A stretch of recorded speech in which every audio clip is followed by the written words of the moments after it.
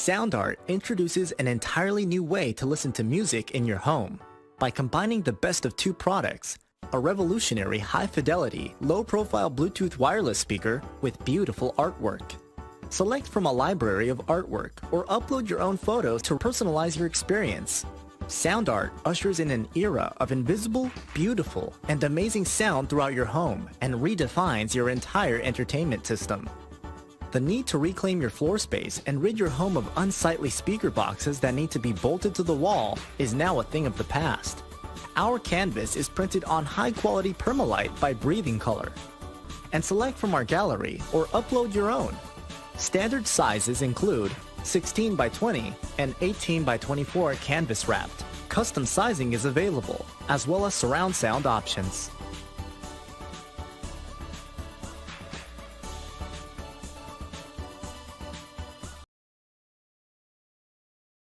Have you found yourself trying to hide your joy because you're unhappy with your teeth? Your smile is the first feature noticed in an interview, on a date, or in family photos. We want you to be able to shine bright as your best self, and our teeth whitening system is the perfect step toward restoring your confidence.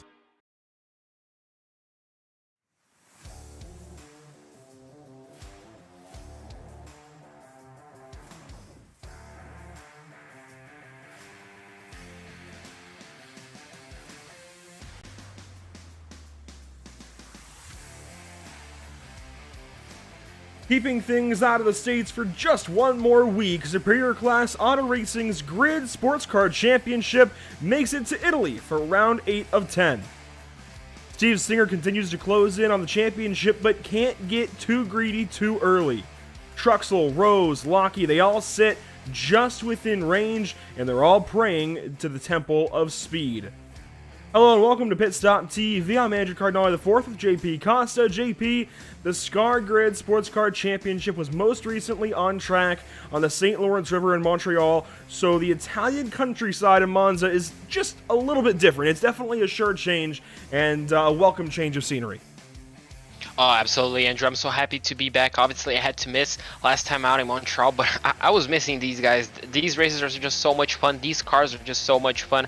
Everything about this is so much fun. And obviously, as you mentioned, being at the Temple of Speed with GT1 cars, it just sounds right.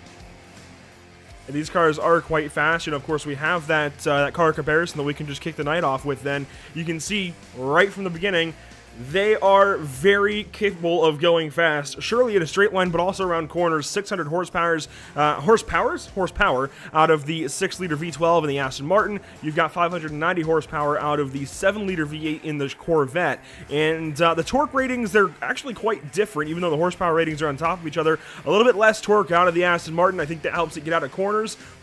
But, and kind of in a weird way, but I think the Corvette might actually have the edge on corner exit tonight. You need that torque to get the car going. You need that torque to get a good straightaway rolling. So where usually I think I would take the Aston Martin just because, you know, it's a little more stable. It doesn't get too rear happy out of corners, and I think that overall usually helps it. I think the Corvette might have the edge on the straight line speed. We'll see how that goes tonight, at least in the short end, the bottom end. I think top end, certainly you could still see the Aston pull some of these guys. We'll see. And of course, most of this series does run Aston Martins. We've got some new drivers as well that we're going to get to here in just a few moments. The track map here at Monza, well, we all know it at this point. We all know and love it. Of course, this is how it looks. You've got turn 1, you've got the couple of chicanes, parabolica. That is Monza. Yeah, essentially pretty much it. I guess you just summed it up. You know, obviously we have the massive straightaways that we know drivers can slipstream, stay, fuel, overtake, whatever they please to do. And then obviously we have the big braking zones, turns 1 and 2, 4 and 5, obviously Della Rogers chicane, the Lesmos to break it up, to kind of create that gap between the drivers. Then obviously Ascari and Parabolica, they're probably the fastest corners on the racetrack, and it's just so much fun to go through them lap after lap, and I'm pretty sure the drivers today will be enjoying that very much. Qualifying getting underway, I'm sure Ascari is going to be the most difficult corner on this racetrack. I would go ahead and say what I like about Parabolica, and what I think these drivers might have to contend with, especially in these GT1 cars, is of course it's a widening radius on exit. You have a very tight turn in, but then it widens out and lends itself to build up speed for that home stretch. It seems like these drivers might have to trust the car a bit more than they might want to, and it's not quite like the grip of a downforce car like a Formula 1 car or even even an LMP1 or something like that. But even in GT1's heyday, they produce a lot of downforce. You can see, in fact, third time down on the very left of that track map, you've got the GT1 lap record here set by a 2004 Saleen. They've got a lot of downforce, they've got a lot of power. If you just trust the car a little bit, it might actually help you on exit there, Parabolica. I think that's where a lot of speed is lost or made today. Obviously, there's speed to be made and lost everywhere here. This is a temple of speed. That's just Monza, but I really want to look at Parabolica today and see how these guys get in and out of that corner. Points coming into today, they are quite interesting. I talked about Steve Singer having quite a nice gap. Well, the nice thing about Scar and the Superior Class Auto Racing, no matter what series they run, if a winner, well, if somebody wins a race, they are to the rear of the field for the next race. And in this case, Steve Singer has won 3 races. That means that if we had a halfway break today, JP, he would get an EOL actually at the start and the halfway break. Instead, he is just getting the EOL and the drive-through at the start of this race. So, kind of interesting. It's going to really handicap, I think, that 6 car, especially in a day where we're not going to have that caution to rely on. He can't use pit strategy to get back up there. He has got to maximize everything the entire race long and take advantage of any mistakes that may come other drivers' ways. You can see Mark Truxell, like I said, hanging on, and I think Andrew Locke might just be in range. If he wins out on the season, he might just be able to do it. Yeah, just might be able to do. Obviously, that gap still 44 points, definitely catchable. Obviously, then we have quite a big jump to Cody Harger in 5th place, Vincent Short as well. And we do have points to be, I guess, positions to be won and lost, Andrew, throughout the field. Oh, yeah. Obviously, we can see 8th and 9th, 10 points. 9th and 10th, only 3 points. And then, obviously, 11th and 12th tied up. 14 and 15 tied up, only 2 points to David Levine as well in 16th. So everywhere in the field, drivers can go up and down. So these final 3 races, I mean, everything is to play for still. And with a lot of those guys below really 7th position being part-timers, it's a matter of how much they show up if they want to make positions. It's a matter of how much they want to race, really, the rest of the way through this season. Guys like the Quicks, for example, they're going to work up this order. Guys like Levine and George, they're not here tonight. They're going to drop down that order. I don't see a Jeff Napier in the field, so he's going to drop down. I do see David Bradford, but no Stephen Baldwin. So a lot of changes will come today, and I think will shape up an interesting finish to this series at Laguna Seca and Sonoma. Granted, JP, we found out this week those are a little further away than we thought they would be initially. To avoid a conflict with Laguna Seca on the same day as the Super Bowl, which we can say the Cincinnati Bengals are going to, we're still waiting to see if it's the Niners, the Rams going, that kind of would complicate things. So in the eye of trying to make sure we have a good car count, because obviously guys, including myself, would want to watch the Super Bowl, round 9 is pushed back to February 27th. In round 10 at Sonoma, that is pushed back to March 6th. We'll have 2 weeks in a row with Scar Racing, but it is a month until then. Yeah, unfortunately, obviously, that small delay, but as you mentioned, the Super Bowl, even me, I'm from Brazil. I love to watch the Super Bowl. I've been watching it since 2017, so it's something special, and I guess it's totally understandable for these guys. And well, obviously, 2 weeks in a row, it's even more time for these guys to practice, and should make the finale even more interesting with that smaller gap between those races. And you know what? It's a bit of breathing room for us as well here with our busy schedule to get the year started. I tell you what, I will enjoy a couple of Sundays to relax just that little bit and watch the Super Bowl on February 13th and whatnot. Of course, the Daytona 500 on February 20th.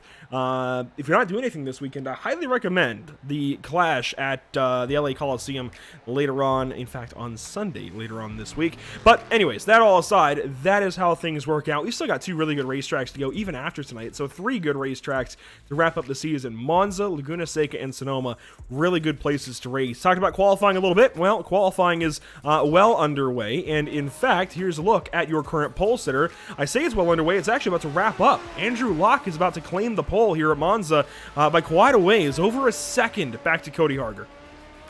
Yeah, that's a big gap. Not a lot of drivers turned in a qualifying lap. Now we're aboard with Cody Harger to see if he can bring that gap down. It's a big gap, Andrew. I'm not quite sure if we saw that big of a gap throughout the season, so it's quite an interesting thing to see a Locke with that much of a gap between him and the second driver. Now we're going to see Gonsti if he can improve. Looks like just starting the lap, actually. Well, he just yeah, went up to already third on did. the board. He did not have a time in just yet, so that 44 now goes third, which is a big gain. You also saw Cook Quick, who now sits fifth, and here's a look at Jesse Redding, one of the other new drivers who now sits in sixth position. So half the field qualifying, half the field electing not to. We've got 6 and 6, that makes 12, and we have got, I think, a pretty good race on our hands today. It's going to be a little more spread out, much more like I would say Montreal last week, where the field got pretty strung out pretty quickly, but I think we're still going to have some good racing. Those battles in the midfield are going to be fun. And here's a look at Cody Harger actually across the line. He does not go any faster. That may have been an outlap. I don't think he's going to get a time in, because that should be checkers. That should end his qualifying attempt, and he would be the last car rolling as well. So that should wrap things up. In case you're curious about upcoming broadcasts here at PitStop TV, well, we have this moment of really nothing going on at Monza, because, well, Cody Harger unfortunately cannot better his lap time. This is what's coming up just to begin the week. We've still got 2 other broadcasts that are not pictured here just yet. So even after tonight, in case you're looking forward already, this is what you've got to expect. The BRPI Racing Series tomorrow night, race 13 of 14 at Eldora Speedway, the Big E in Ohio. That's going to be a lot of fun. A lot of storylines there, I think. Take the storylines that we've got going on here, just because it's dirt and guys have moved around, and there's even been an indefinite suspension in that series. We'll talk about more tomorrow.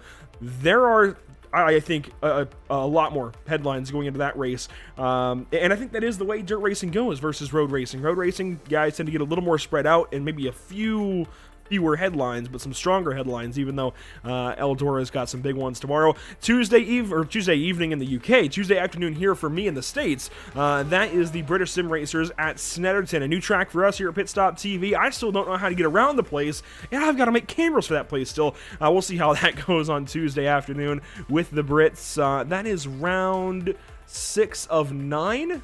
Does that sound right?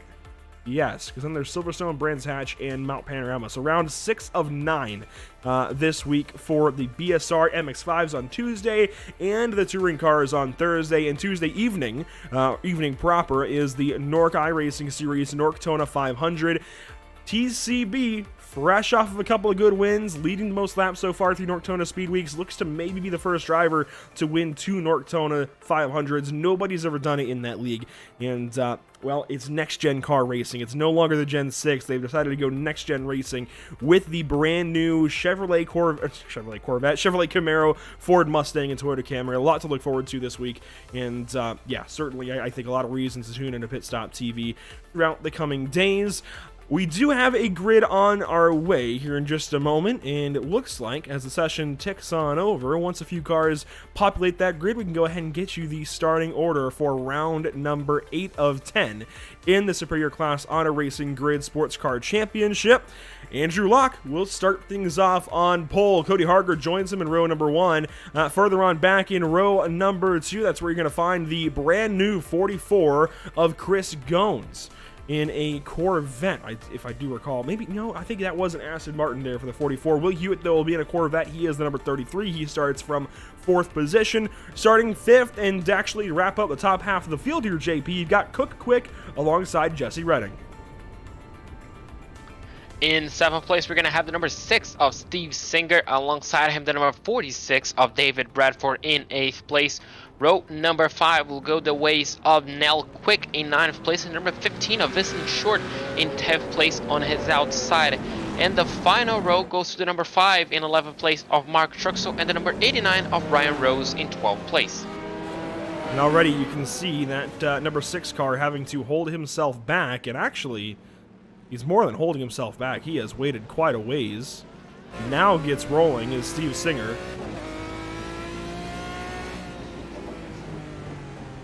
Did not qualify, was not allowed to qualify actually, will have to start this race from the rear and take a pass through off the start. And you can see he's going to roll up behind this field and have to join in behind the longest line as we get ready for 45 minutes of racing. Weather conditions here in Monza, Italy, looking pretty fair. 77 degrees in the air, 80 degrees on the track. It is morning in the sim as per usual for the Superior Class Auto Racing Grid Sports Car Championship.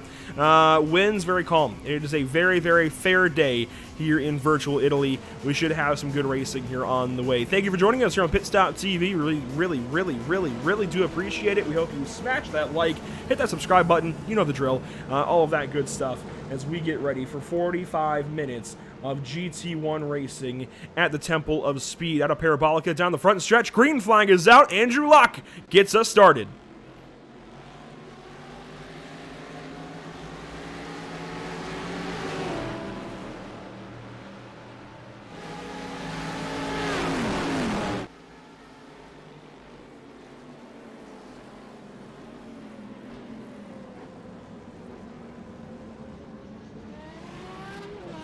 Already a crash. You can see it wadding up there. Andrew Locke is around, and that is huge. Mark Truxell in it. Neil Quick comes to a stop. Vincent Short as well. And I think Steve Singer got on through. Wow. Already a few casualties, not casualties, a few incidents already down into turn 2. As you can see now, the leader has a massive gap. You can see the rest of the field trying to close up. Looks like a bit of a lockup for our leader. A few drivers corner cutting. Oh, even more. Oh my gosh, Will Hewitt's off in the dirt. Jesse Redding all but stops out of Dell'Oraggio. Will Hewitt still stopped back there, and this is the rest of the field coming on through. What a start to this race. What a hectic start. What an interesting start. As you can see now, the leader. Look at that gap already, Angel. That must be, what, 3-4 seconds already. At Monza, that's a really hard gap to catch up. So Cody Harger right now needs to keep it on the road. We know that in the first few laps, these tires are not up to temperature. They do struggle quite a bit, so the rest of the field has to catch up quite a lot. As you can see now, drivers going side by side, battling on the back straightaway. Andrew Locke gets by Cook Quick. That is good for 8th as he begins his comeback, and we'll let this lap finish up, and we will go back and take a look at what happened there in the first chicane. Already, there's a lot of left rear damage. I just saw it there out of Ascari on this 23 car. That's going to require a fast repair on these drivers' pit stop easily. So if he has another problem, you can see it there a little bit. That left rear is not where it should be. This will be a good look at it. Oh my goodness. That might take a fast repair now. That might be a meatball. Yeah, he comes down in pit lane. Yes, he's coming. So yeah, already, as you can see, another car. Oh yeah, that's gonna be Steve Singer. Oh, you have a car stop, Andrew, on the exit of Parabolica. And that was Cook Quick that Andrew Locke just passed. He will take a tow, and Steve Singer taking his drive-through is clean and away. And you know what? He's already ahead of Andrew Locke, and he's not too far back, all things considered, of Mark Truxell. This is going to be an interesting day here at Monza. Let's go back and take a look at what happens here off of the start. A lot going on early, and let's see if we can get a clean look at this. Off of the start of the race was Cody Harger starting alongside Andrew Locke, and I wonder maybe if there was a bit of contact here to get things started. This is out of Parabolica coming to the start of the race. Let's actually move this forward a little bit because it all happens down in the first chicane, and there is quite a ways until you get there here at Monza. So this will be a good look at things. Into the first corner, lap number 1. Andrew Locke, a very bad start, got way behind, headed to the chicane. What happens here? Harger's nice and away there, and Will Hewitt just overran that second apex and turned him around. Yeah, unfortunately for him, no fault of Andrew Locke's at all. As you mentioned, Will Hewitt just kind of just ran into him. Just no, I guess, no turning angle at that point in time. And unfortunately, that was damage for Andrew Locke. And a few other drivers got caught up on it as well, which is really unfortunate. But I think he was the one with the most amount of damage, as we're now going to take a heli shot approach. As you can see now there, the Corvette trying to go around the outside. Maybe just throttles up a bit too much, and there's no stopping at that point. This is Mark Truxell's view as he tries to check up. He gets hit from behind. I think that was Vincent Short that got him, and Vincent even had Neil Quick coming up behind. So, yeah, hectic start here at Monza. We've also had an issue more recently for Jesse Redding, who has now wadded that car up, and you'll get a good look at it here before we go to replay again. This is a very damaged Corvette. That car is torn up from the floor up. Let's go ahead and go back and get a look at this. This is going to happen down in Ascari, and we mentioned Ascari, likely the most difficult corner on this racetrack today, especially for these GT1 cars. He's ahead of Mark Truxell here, which was for 5th spot. And Redding, one of the drivers who got through that lap 1 melee relatively cleanly into Ascari. Does he just miss the braking zone? That's usually what happens. If not, it's one of these curbs on the inside. Yep, gets the car unsettled, and that is a quick way to meet yourself back in the pits. That's a good hit. Yeah, that's a strong hit. As you can see, then the car's just stuck. The suspension has collapsed on both sides, actually. So, unfortunately for him, that's going to be not race ending. Obviously, he can still come back, but that's definitely going to damage his confidence around that corner, Andrew, which is really unfortunate early on. But, you know, the only way to get it back is just keep on driving, keep on focusing. Now on board with David Bradford chasing down the leader. So Cody Harger lost all that lead, and look at it. Less than a half a second, Andrew. This time is where, well, the slipstream would just shine, and we might just take a look at how powerful it is. Well, we're taking a look at right now. Look at how much he's closing in already. Yeah, we saw that lead that Harger had on the first lap, and even going into the second lap. And if you want to win races here, you've got to maintain that. You can't give that up in the first 5 minutes of the race, and that's exactly what he's done.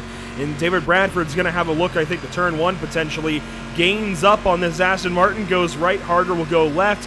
And I think Harger knows he's given this lead up, and there is going to be a battle here. It's a matter of how these two settle it. Harger into the braking zone, locks up, he's through. Bradford allows him space to make it, and oh, look at that! Oh. An issue on his own, holds up Brian Rose, and they both stop. This is now a battle for second. Onto the grass there for Harger as well. He gives up second spot. Yeah, maybe he got a slow down penalty. I'm not quite sure. He locked up like 3 times in the braking zone. So unfortunately for him, he's going to lose not only first, but also second place. But if he just keeps on focus, he might just take that chance back. Brian Rose is absolutely flying, so he definitely has the pace to catch up to the leaders. Now we're going to take a look at the replay to see exactly what happened down into turn 1. As you can see, Bradford and, as you can see, going down the inside, Bradford. And now we're going to see that Aston Martin locking up. Look, once, twice, 3 times, 4 times actually, Andrew. And then he just runs off wide, obviously not stopping the car, and then almost making contact. Yes, he does a little bit with Brian Rose, and then just gets out of the way. Yeah, bad rejoin there from Cody Harger. But at that point, there's not much you can do. When the wheels are not touching pavement, you're generally along for the ride. There's been an issue ahead just moments later. This is Brian Rose. This is into Dell'Oraggio. Look at that. Just over-rotates, stops. No. Light contact at least, but that's not how you want to do things after you take over second place right behind your teammate David Bradford. Absolutely not. Unfortunately for him, just carrying way too much speed into turn 4 in. Well, that's the rear end just said, well, you're not having that. So unfortunately for him, as you mentioned, light contact looks like not damaged at all. So luckily for him, he can still keep on going. Now we're on board with him as well. Looks like he's battling Mark Truxell down into Parabolica. He's on the outside. He sticks with 5th place for the timing, 4th place. And well, now he's trying to chase, looks like Gones, the number 44 car. As you can see now, Mark Truxell trying to use that slipstream to maybe get back up into 4th place. Mark Truxell, unfortunately, this is not how he needed things to go off of the start. Well, he started 11th, so, you know, he's doing pretty all right with that considered, but he needed to be well ahead of Steve Singer right now, and he's only 1 spot ahead of Steve Singer, and we know how good Steve is in these GT1s, and there's contact there. Gones is going to go around. Was that Gones? No, that was Cook Quick, actually, in the first corner. He is around and is losing more time. He's already a lap down, so this isn't for position or anything. But some contact there with Brian Rose, and that 54 is not getting going quickly. I think now he will, although he is going to take a cone prisoner here. You can see that battle just ahead. Who was that? It was Will Hewitt, Vincent Short. Let's watch this through Curva Grande. And Dell'Oraggio should be nice and sorted out for these two. Will Hewitt sits in behind Vincent Short, and they figure that out. But back up to Mark Truxell on that story. He needs to gain a lot of points today on Steve Singer. He's only 1 spot ahead. That's 6 seconds ahead, and I would not be surprised if over the course of 36 minutes, Steve Singer eats up into that gap and likely passes the 5 car before the day is done. Oh, absolutely. That's definitely possible. Just small mistakes as we saw lockups, going a little bit too wide, maybe even battling for positions like we just saw. That's all going to eat up into his time, and obviously Steve will just be thanking him for battling. But Mark Truxell right now needs to follow Brian Rose. Brian is really quickly. And, well, if he can just keep himself in that slipstream range, just letting Rose drag him into the next few cars, he should be okay for the time being. Obviously, Steve Singer is going to be absolutely pushing that machine to the max, trying to close the gap down. And, well, if these two don't help each other out, Andrew, we might just see that number 6 car catching them both up really quickly.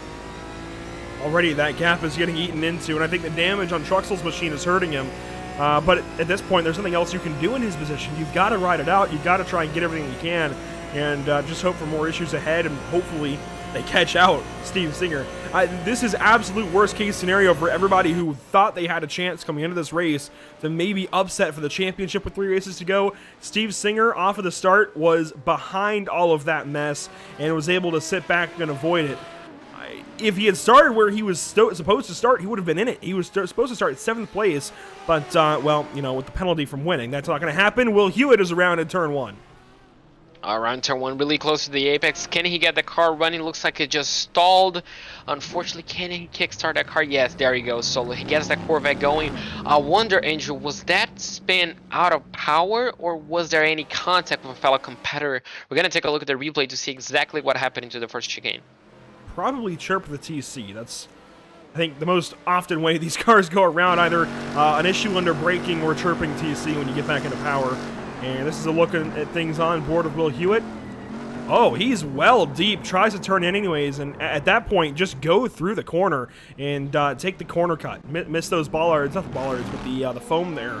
I think you're better served going through the cones and such than trying to make the corner anyways.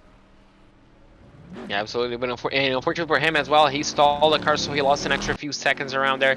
But yeah, just the second driver we've seen actually to carry just way too much speed into a corner, and then the back end is just going to step out. So unfortunately for him, he's going to be learning that mistake the hard way as we cut back once again to Bradford leading the race.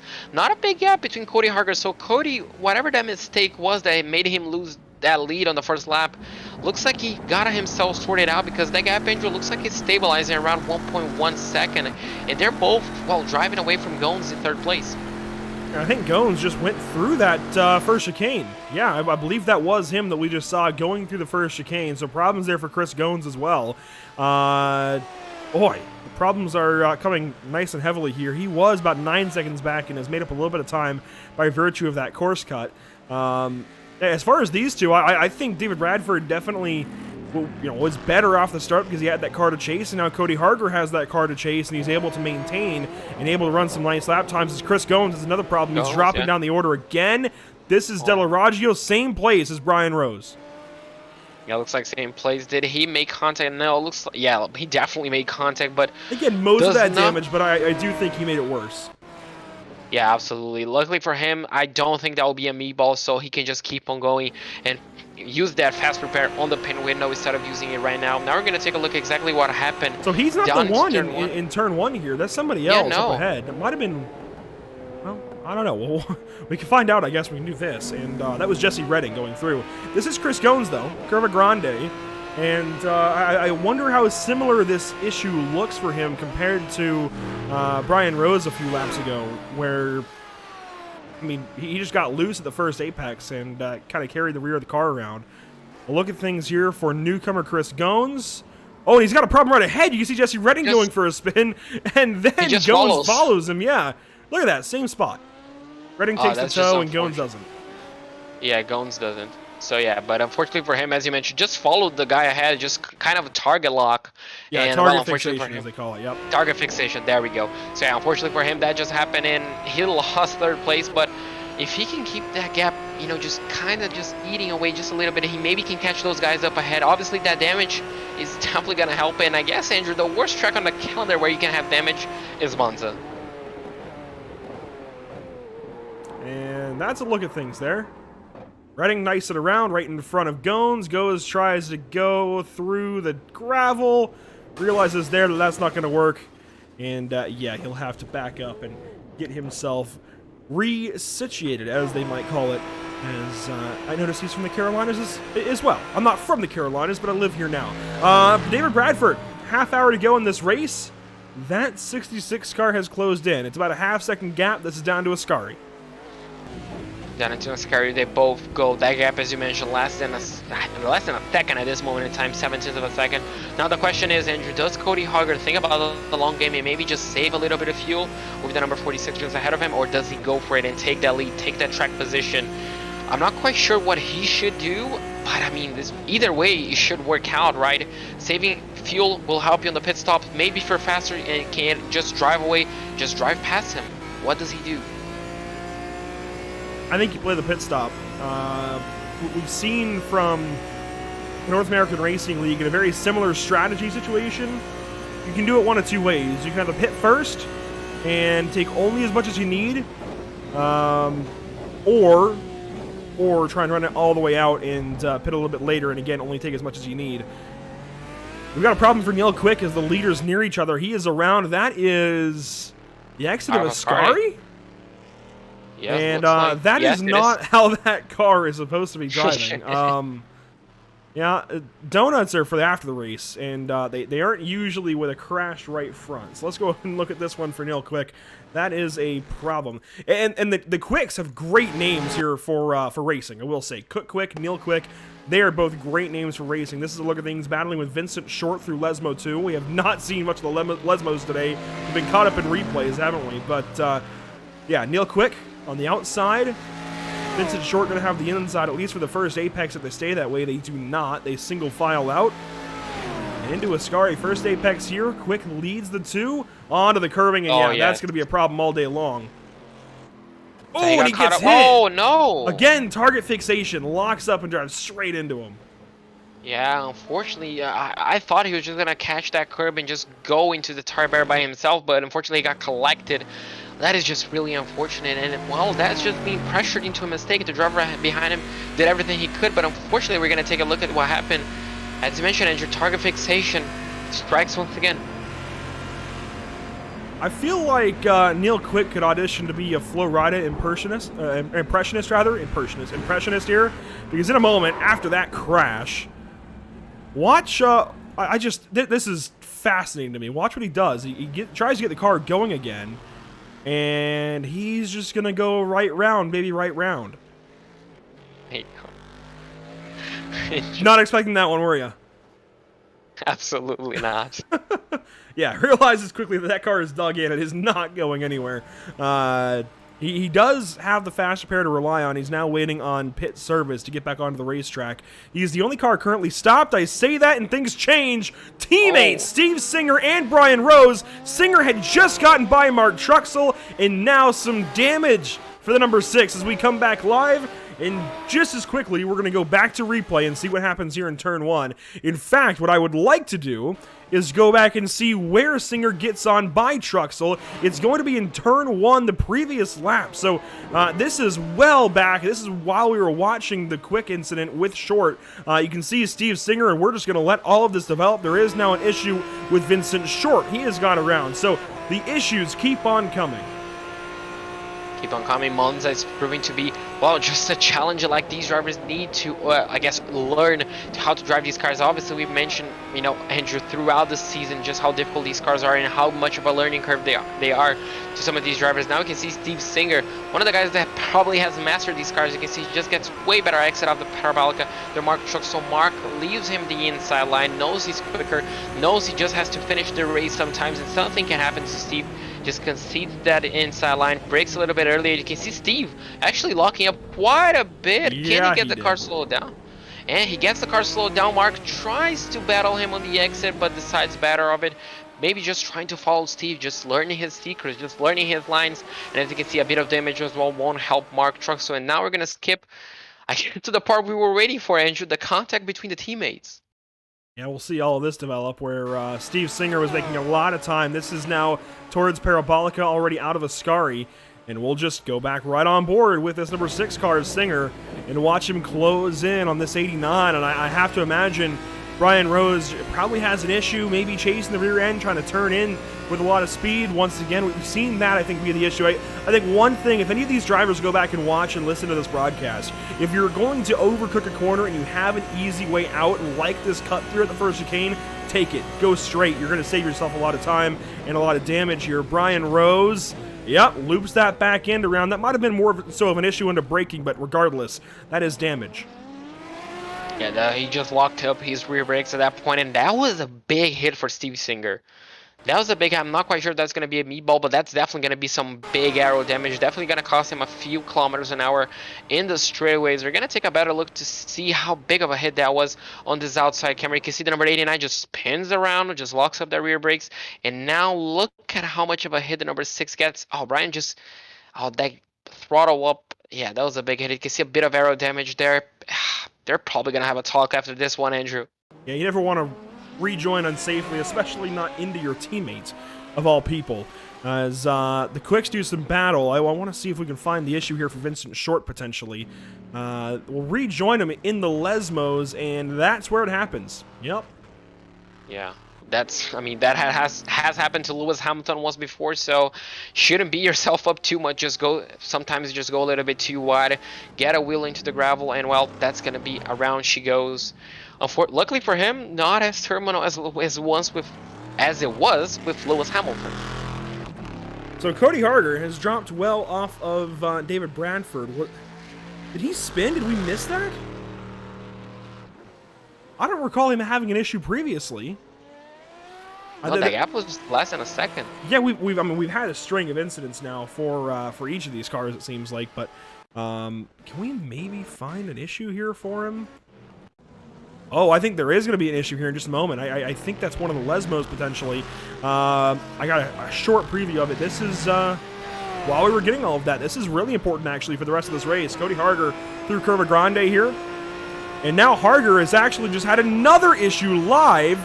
And we'll catch that in just a moment after this replay. That or he's pitting. One of the two. I think he's towed now. I don't think he initially tried to pit. This is Del Raggio right around there. That'll do it. Yeah, unfortunately for him. Luckily, no damage. That's the really important part. Didn't touch the wall on any part of his race car. Now, yeah, that's the third or fourth time that happens, Andrew. Does he? I mean, he dropped 13 seconds. Yeah, that doesn't look like 13 seconds lost to me. Does he go a bit too wide? Maybe just gets a half spin somewhere. Slow down, maybe. Let's find out here. We'll do a little bit of research. I don't know if there's another issue. I think that might have been it, and astonishingly... Oh, well, this might have been... Oh, there we go. Yeah, so that's the rest of the 13 seconds. A quick slide in turn 1, and more issues there. So that's the rest of the 13 seconds.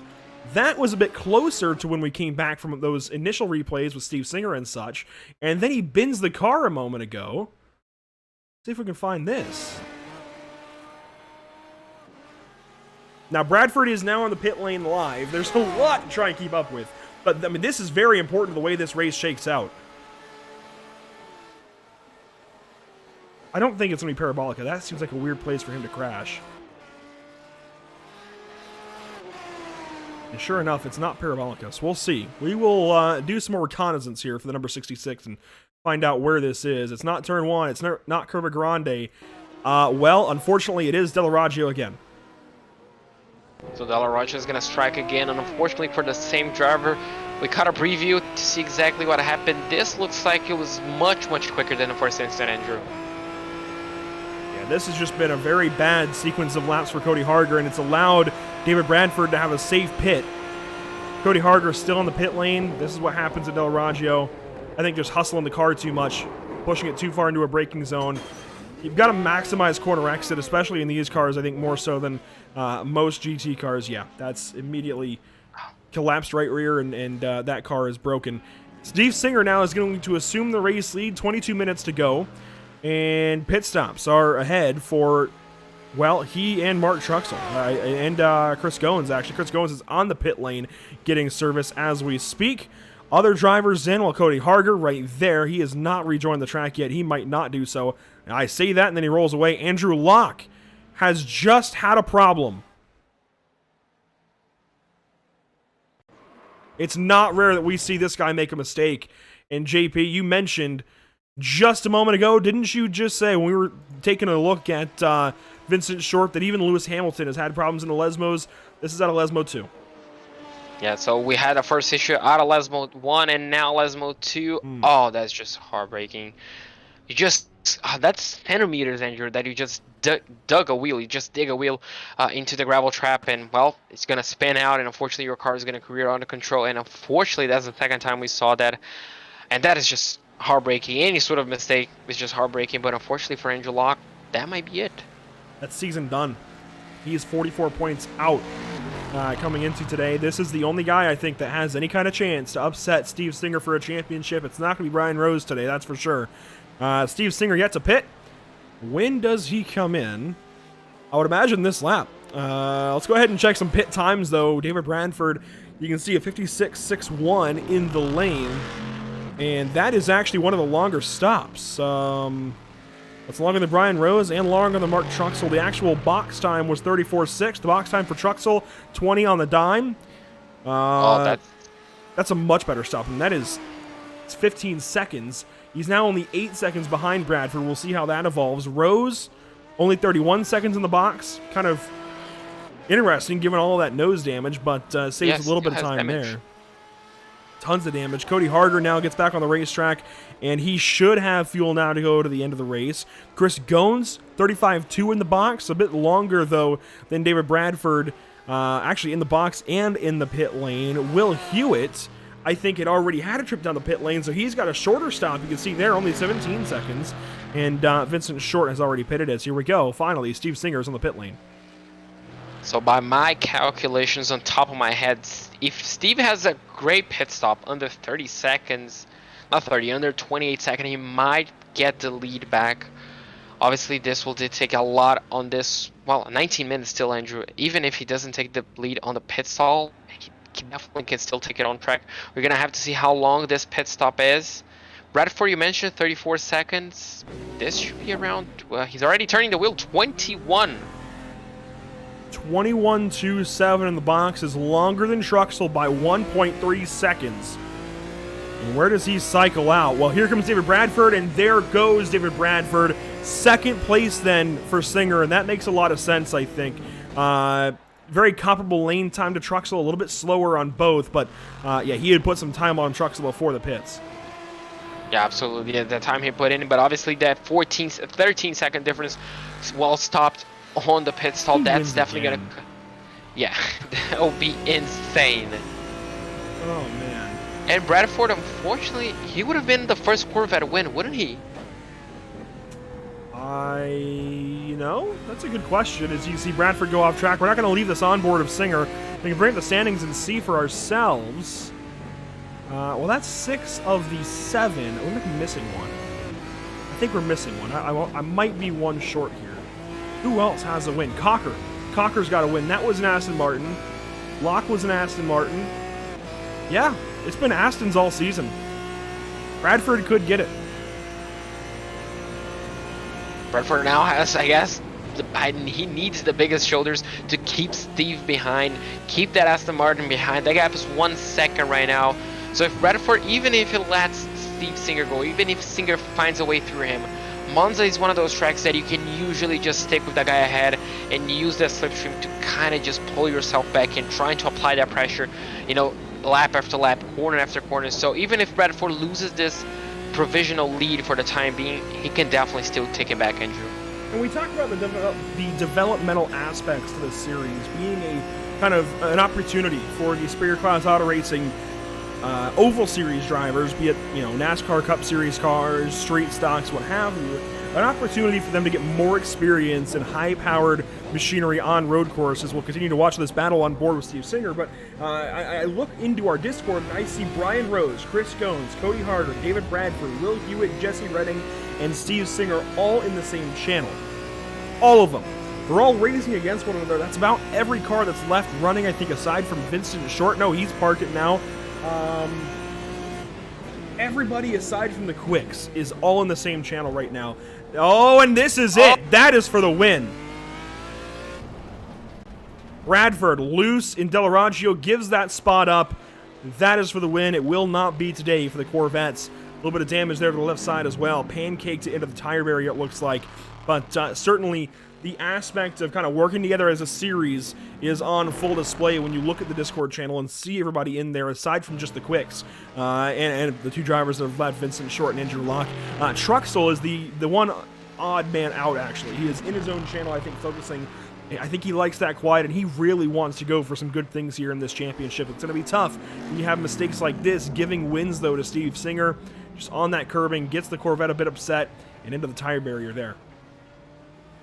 Luckily for him, as you mentioned, was the tire barrier, not a concrete, not an Armco barrier, so a lot of damage avoided. But as you mentioned, Andrew, this being a development series, and obviously being ahead and being able to soak in that pressure sometimes, that's a great way to learn a lot, not only about your car and the racetrack, but also about yourself. Yeah, how where to pace sometimes yourself. you lack. Absolutely, you know, just pushing yourself sometimes over the limit when you have a fast car behind you, that's gonna force you to overdrive your car, you know, just being more, not smooth, you know, just allowing yourself to brake harder sometimes, you know, just trying to keep your car on the racetrack. Sometimes mistakes do happen. We see that all the time. We see that in F1, in the World Endurance Championship. We see that even on series like this. So being allowed yourself to feel pressure and sometimes even make mistakes, that's gonna help you grow a lot, as we just see now heartbreaking as well. That's a number 44 on the exit of De La Raja. That's actually out of Lesmo too. And will he get this car rolling? I do also want to say we are 69 seconds away from sending a California team to the Super Bowl. I won't say anything as far as who, but I'm keeping an eye on things over there. And in case anybody's watching this and not that, I will save you the spoiler, as this is an issue for the Lone Star Racing 44. And I want to say this is likely one of their oval guys. Being from Lone Star Racing, I believe that is one of the oval teams on iRacing, or an oval team on iRacing. And yeah, unfortunately, that's almost identical to Andrew Locke's mistake, only he went a little more off track. And he just carried a bit too much speed. The front end was not having that. And as you mentioned, that was just, well, that was a bit innocent and almost similar, albeit a bit different. But unfortunately for him, that's going to happen in the final 15 minutes of the race. So I'm not quite sure if he has used yet his fast repair. Now on board with Steve Singer, 4.2 seconds, Andrew, on the lead. Can you believe that after his first 2 laps? I want to say yes and I want to say no all at the same time. We've seen so many mistakes out of so many drivers today, almost series-wide, and this is the only driver I feel like that has not made a mistake. Steve Singer, he's able to always just sit back and run a race, and he's got the pace to do it. It's not like he's sitting back and being a little bit off pace. He's always got the pace, I think, to go out here and win these races. We're going to have to come up with a new handicap for him, I think, especially being, what, his second or third win in a row. Yeah, we've got to find something new to hold this 6-car back at Laguna Seca. Absolutely. Looks like he's going to be joining the British Sim Racing and running an MX-5. There you go. But whoa, that's close with Cook Quick. Almost close. Yeah, that was very close. Contact. And there almost makes the same mistake we saw plenty of times this series. But I'm pretty sure that got his heart beating a little bit quicker.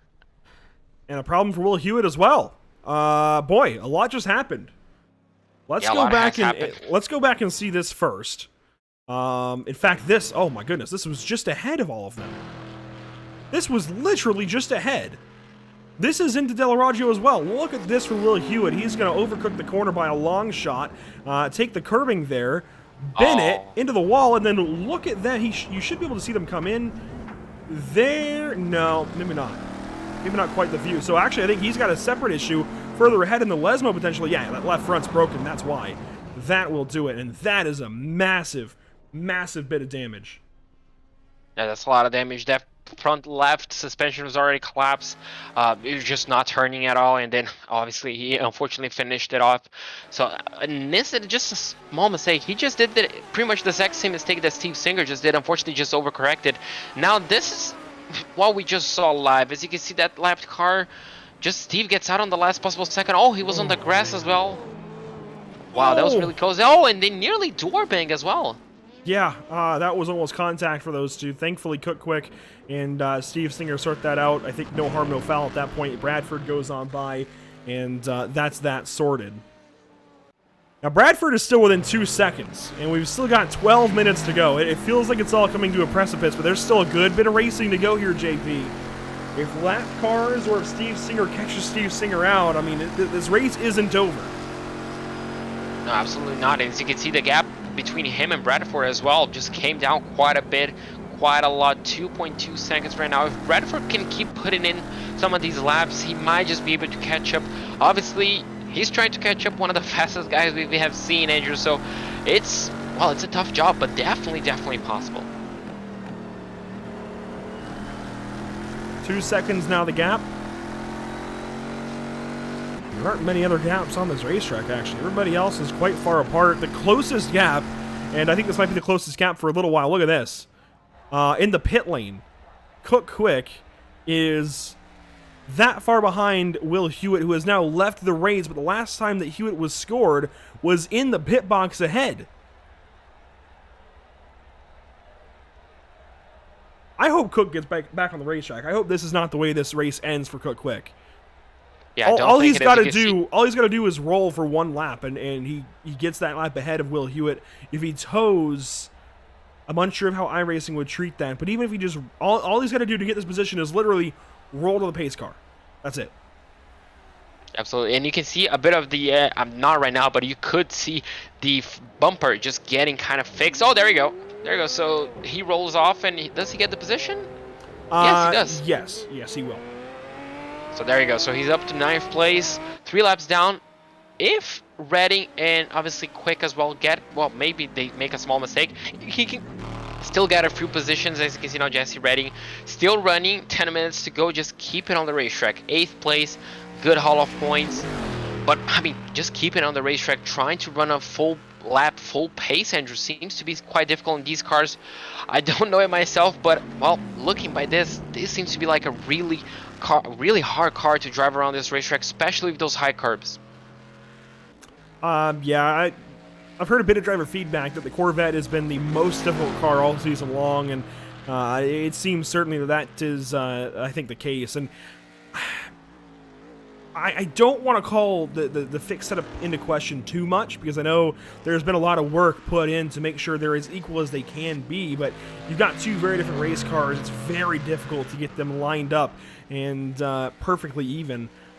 And I have to wonder if it's just a more difficult car on a fixed setup to wrangle. And I mean, obviously Chevrolet's success was likely because they could, tune the car. Every racetrack they went to, they could tune the car and set it up the way they wanted it, in the way that they were comfortable with it, for guys like Antonio Garcia and Jan Magnussen to do their work, right? So I don't know if maybe that's part of it, and the Aston just does better in fixed setup situations or what, but it's definitely seemed like the Corvette has been the more difficult car all season long. Now, that said, there is a Corvette catching Steve Singer right now, and part of you has to wonder if maybe Steve Singer gives this spot up, gives up the win to not have a handicap at Laguna Seca in a month, and actually better his scenario, better his chances at Laguna Seca.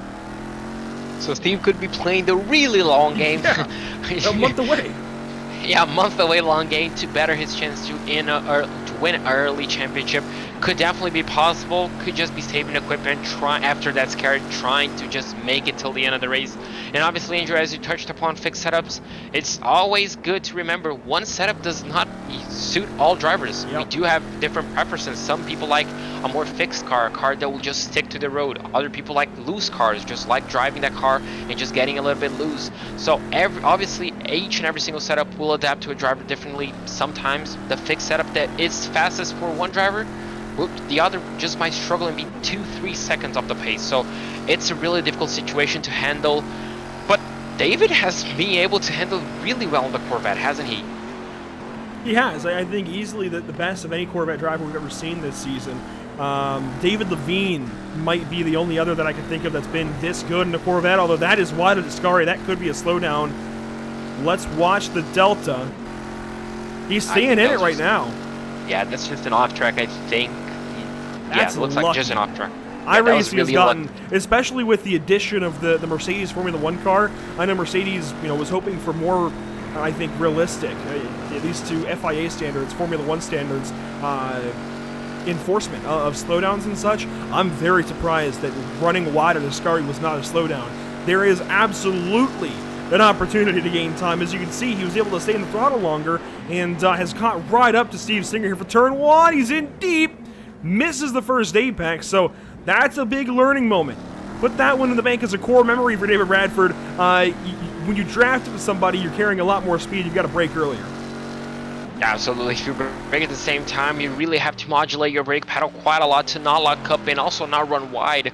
So he did a really good job, not only to get the car slowed down, Andrew, because if he didn't, that would have been a slowdown, and that gap would have been way bigger than 1.2 seconds. So he's lucky, but he also did a really good job. Now that gap is down up to 1.3 seconds, nearly 1.4, but he caught it once. He can definitely do it again.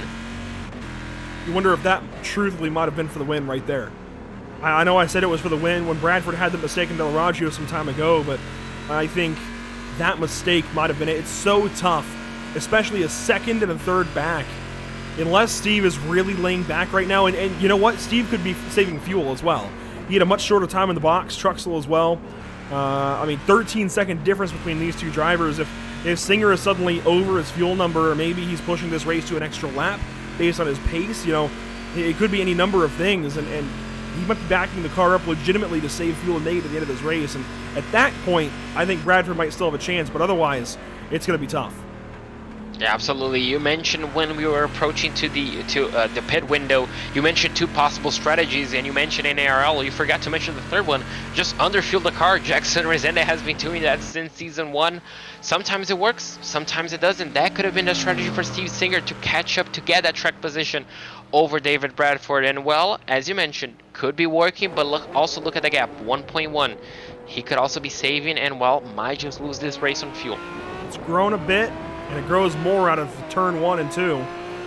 Now to Curva Grande. And I will say, it looks like it's actually getting dark here. Most of the races this season have all been morning races. I think this was actually an evening race. I forgot to check the orientation of the speedway and see exactly where the sun would set or rise, but I think we're working into the evening as opposed to the morning and into the afternoon hours. So I wonder, track temp probably coming down a little bit? Track temp is down a degree. Air temp is down maybe a half a degree. And this gap is opening up. I think Bradford might have overrun his tires a little bit. It's going to be tough. Now with 4 minutes to go, a second and a half, that's a lot. Yeah, that's a lot. And this time also learning comes in. Just drive smoothly. Just don't overdrive your car. Be smooth. The smoothest you can be, the fastest you will be. Just turn that wheel the minimum you need just to get the car into the corner, get the right apex. As you can see, sometimes we see that gap closing in. Learn which corners, obviously, which curbs you can use to your advantage, and the ones that slow you down. Sometimes use lap car as well. Now the gap is up to 1.8 seconds. So, Andrew, if there's a last dish effort, just breathe in, compose yourself, and just go for a qualifying lap. It's going to be tough. He's been historically good into Parabolica, but not so great out of it. You can see the time comes down a little bit, but he runs wide and maybe going to cost himself. He's drawing even, but he's not in that slipstream. He's way too far back right now. He's got to have another lap or so of that. We're looking at 3 to go. Yep, 3 laps to go that time by. We're returning laps of 144s. We've got 3 minutes to go. It's going to be close. They might only get 2. I mean, they are going to be they are going to be crossing for the white flag at the expiration of time, and that's a bad exit out of turn 2 for David Bradford. And that's a bad exit, and obviously all those times he's going to be watching his relative box, seeing that number go a bit redder each and every single redder. Is that a word? It's going to go more red each and every single exit if he spins out those tires. And obviously, Andrew, we saw sometimes these tires can actually, go away out of your way on the final few minutes of this race. Yep. And there we go. Just the front end's just not gripping as much as he would like, and that especially gap goes, losing track temp. Yeah, absolutely as well. I know that was a challenge, for example, earlier today in the Daytona 24. Temperatures in the 20s and 30s. You don't see that in Florida. Raining iguanas as a result. You just don't see that. It's unprecedented. And every time now, I mean, already DPI teams get pretty aggressive with warming the tires, but every time Elio Castroneves would leave the pit lane, for example, you would see him swerving down the Daytona Superstretch, warming those tires, building as much temperature as he could. I mean, it's only a degree of track temp, but as you lose a little bit of that track temp and you have these long straightaways, certainly I think you could lose a little bit of temperature in your tires as well. Man, that time, I think he's just charging Parabolica a little too much. It worked out on better tires, and now I think he might have overheated them, maybe locked up 1 or 2 many times, and I don't know if it's going to happen. This should be the white flag presented by Tucson Sound Art. If not, they cross the line with maybe a second to spare. It looks like may just have 1 or 2 extra laps, and it's just 1 or 2 extra laps, Andrew, for David Bradford to catch up 1.4 seconds, trying to make himself the first Corvette winner of the series. It's just so close, yet so far away. On board now with Steve Singer. And you can see the gap behind, bottom right of your screen. I enjoy that we can see the RPM count and the gear selection as he drops down to second. I'm surprised they're not using first in these chicanes. Uses second to get back up to speed out of Dell'Oraggio, and I believe, it's going to be close. This lap time has now been rolling for, I guess we could check it. We can actually check this with this graphic. 59 seconds. Oh my god, this is going to be really, really close. We're not going to know if this is the end of the race until they come across the stripe. Bradford will definitely want one extra lap. Look at that gap, Andrew. 1.1 seconds as they made their way through Ascari. Can Steve just keep it on the road? Can Bradford catch up any single bit? Way wide. Oh, he goes wide. Does he lose a lot of time? Not a lot. This is just like Monza 2020. This is exactly like it, just coming down on the final few laps. What is going to happen? Is this the white flag? We're going to find out. This is either for the checkers or the white flag. Timer running out. 5, 4, 3, 2, 1. Is it the checkers? White flag presented by Tucson Sound Art. We're going to the 26th lap. The final lap of the race, the final tour that these guys can have. The gap is less than a second, so David Bradford really caught up. He's way deep. Can he get the car slowed down? Yes, he can. Not the optimal line as you want to cut a bit. Oh, that's it. A bit too much throttle on the exit. Might not be it, Andrew. We saw this plenty of times. It's not over until it's over. Steve could make a mistake. Very unlikely, but it could still happen. Without a mistake out of the 6th car, that's it for David Bradford. I don't think he makes up that much time any other way, but we'll wait and find out. Del Raggio, final time here at Monza, the Temple of Speed, round number 8 of 10 in the Superior Class Auto Racing Grid Sports Car Championship. I'm trying to say that 5 times fast, and we do want to thank, seriously, Grid by SimLab. All of the support for this season has been incredible. I know car count's been all over the place. Steve Singer and Grid, they've put in so much work to boost those car counts back up, get some of the new drivers that you see on your ticker on the left into this series, including additions today of guys like Chris Gones, Jesse Redding. Last week we added Neil Quick and Cook Quick, so 4 new drivers on this listing of 12 that started today. And the gap grows. 1.3 now out of Ascari. Bradford wide again, and that's it. Unless Steve Singer completely botches Parabolica this final time, that is a race win for the number 6. The 4th on the season as it will stand, and I don't think there's any betting against him at this point. 2 races to go, 4 wins. I think he's going to go and make it 6 here in just a couple more weeks. Another checkered flag for Steve Singer, and he will be starting probably from a different zip code at Laguna Seca. Absolutely. He's going to be starting from Daytona trying to catch those guys up. But what a race for him, Andrew. Everything was put against him, and he still made it through and won the race. What a driver. Absolutely stunning win once again. Harger comes through. Harger 1 lap down will finish in the 5th spot. The final cars to come across will be Mark Truxell right there. He comes across and collects a podium. Once more, we're so used to seeing that out of that 5 car as well. And here's a look at Brian Rose. All that damage, but he's going to hang on to a lead lap and stay in 4th position. And when you consider that he had to outlast guys like Will Hewitt and Andrew Locke that he's raced with much of this season, even Cody Harger, kept that car as clean as he could. That's actually quite impressive for Brian Rose to come around and collect 4th. Absolutely not giving up any bit. He could have given up several times this race, yet chose to persevere and finish the race. So absolutely, job well done for him. He's going to get some good points, especially against his competition, and should make the final 2 races, Andrew, even more exciting for the championship. It's going to be tough for Mark Truxell. I'd imagine he's still within contention with 2 races to go, but he's going to need car counts to rise if he wants to beat Steve Singer, and that's not even including the fact that he needs a lot of mistakes out of this 6 car, or mistakes out of drivers around him that would collect this 6 car. Right? It's going to be tough with 2 weeks to go. Man, and we're not racing for a month. I mean, drivers, sure, they've got extra time to prepare, but they've also got extra time to get rusty. And knocking rust off at Laguna Seca is not what you want to have to do. You want to go into Laguna Seca nicely oiled up. You don't want to have to knock rust off when you get there.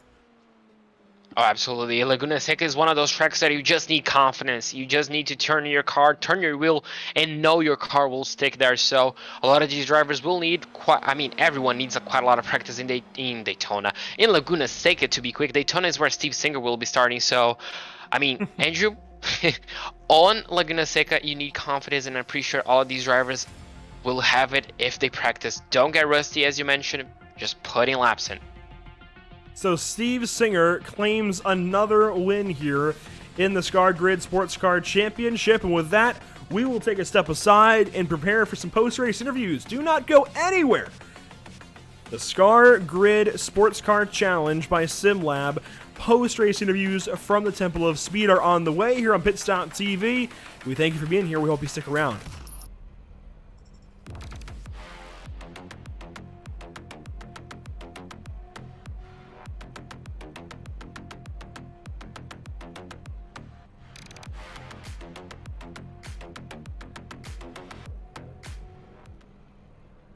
After months of quarantine, we're all interested in how we can become our best self. The team at Permanent Makeup and Cryo is here to help you get the flawless makeup look every day without the extra effort or time. When it comes to your appearance, you deserve the best care that money can buy.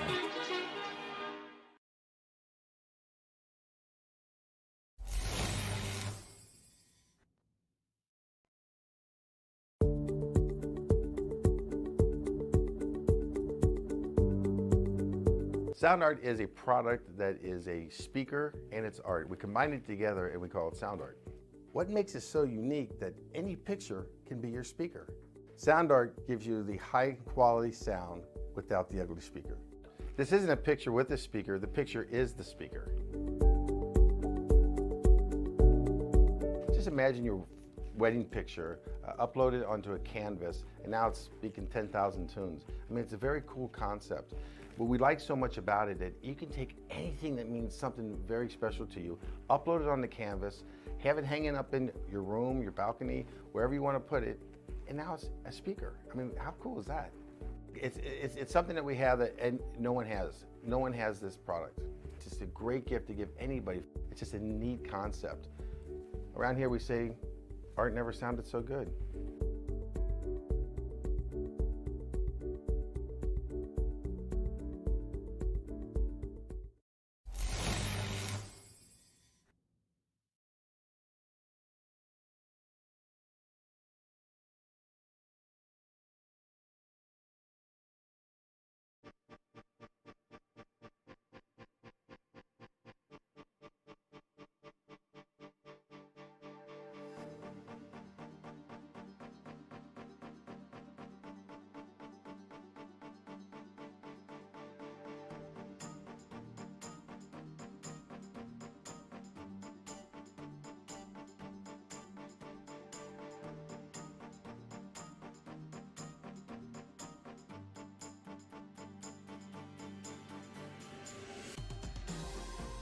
Welcome back to the virtual Temple of Speed, Autodromo Nacional Monza. And JP, anytime you bring any racing series to this Italian playground, if you will, it's going to be a good day. You're going to have some good racing. You're going to have some big spills. It's just the nature of the beast here at Monza. But we're not ready for some of the spills we had today, and certainly struggles all around for some of these drivers. And in case it was their first time with Monza, I can't blame them. Even I can't get around this place right these days. But yeah, definitely some struggles today, and it was the drivers that could keep the car on the black stuff that prevailed today, as per usual, I think. And Steve Singer comes out with another race win, and we've got him alongside in just one moment. In fact, we've got the driver of the 6th, and JP, go ahead and take it away. So Steve, even with absolutely everything that was thrown against you today, you still came out on the racetrack, passed everybody, and won the race. How does that feel? Well, it's good. I'll take the victory for sure. I'm not so sure I'm keen on the win penalties that I have to figure out next week, which I have no idea what they're going to be at this point. I got to look it up even. But it was really just a matter of keeping the thing clean as I could. I had an incident or two on the track, but I guess everybody else around me had a few more. I know David had a little snafu in the pits as far as checking tires versus not checking tires. I think he would have ran away with this if he went without changing tires, as I went without, and I came out right with him. So I don't know, it was tough. The interesting side, obviously, you just throw in, I guess, what we wanted to know. That gap between the pit lane really shrunk down after you came out. And obviously, that gap at the end, was it fuel? Were you fuel saving? Did you underfuel the car? What happened at the end that you couldn't really drive away as we were expecting? Now, typically on light fuel, I can actually throw down some pretty quick times. But again, David, even though it was kind of a mistake on his part for taking tires, he had more grip and he was able to run a little bit more aggressively, where I was a lot more passive. The only place I felt super comfortable was actually going into the first chicane under braking. Everywhere else, the car was very unstable and they just did not want to cooperate. So me on the old tires was really what was the deficit as far as the lap time goes. Oh, you just mentioned your car being quite unsettled. Obviously, we saw quite a few drivers making mistakes on that Laurage chicane. You nearly had one yourself after an encounter with a lapped car. How difficult was it to judge the speed going down to that corner, and what exactly did you do to save your car after it half spun? Well, there was one issue we had. I think it was with teammate Brian Rose. Brian locked it up getting into the first chicane and didn't realize I was right behind him and started to roll forward, and then we made contact, and then there was another lap car. It just, I guess, wanted to race me into the chicane. I don't know what happened there, but we made a little bit of contact, just kind of crossed it up, and we kept on going, but minimal damage, if any, and here we are. Absolutely, here we are in victory lane. And with all that being said, how do you, obviously you mentioned you have to work out the penalties, but how confident are you at Laguna Seca?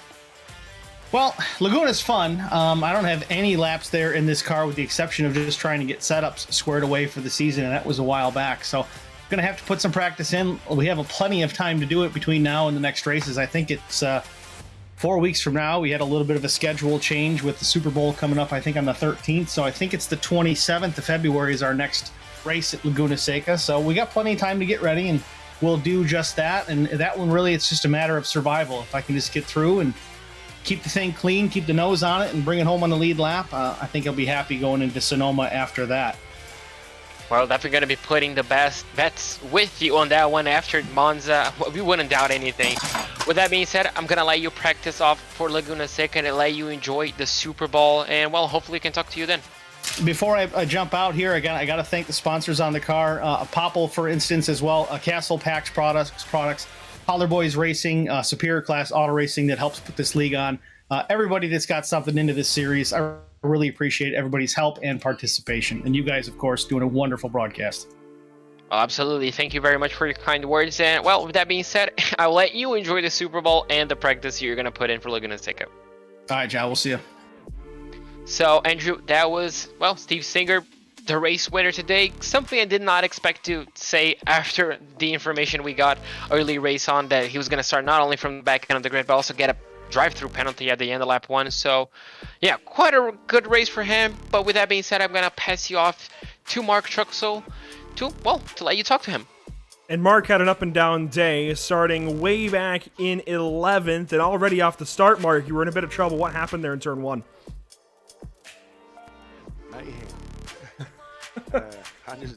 I just wanted to start in the back because I wanted to kind of stay away from that, and I thought we was easing through there all right, but I got tapped from the rear end and got spun around, so lost quite a bit of time there and just never really could get caught back up, and I just don't think there's any catching that 6 car.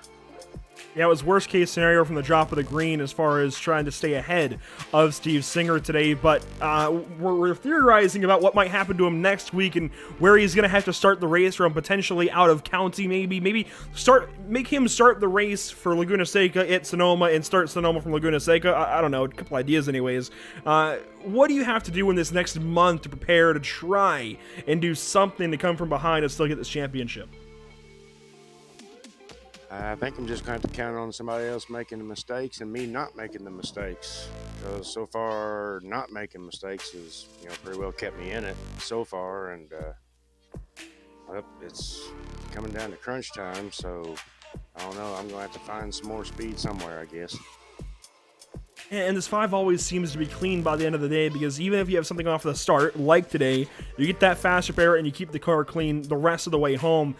What sets you apart? Why are you able to be so much more patient that it seems like the rest of the field to make so much fewer mistakes? Little mistakes turn into big time gaps, is the way I look at it. So if you make a mistake, you want it to be a minimal mistake, because running off in the sand or in the grass or something, there goes 10 or 15 seconds. Fair enough. I think that's a pretty good way to look at it. Mark Truxell, another really good day out there. And, buddy, we look forward to seeing what you can do in a month at Laguna Seca.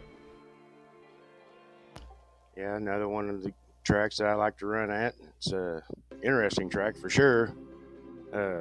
So, yeah, thank you guys for broadcasting. I want to thank Little Tate's Cupcakes, and I want to congratulate my grandson on winning 4 wrestling matches today.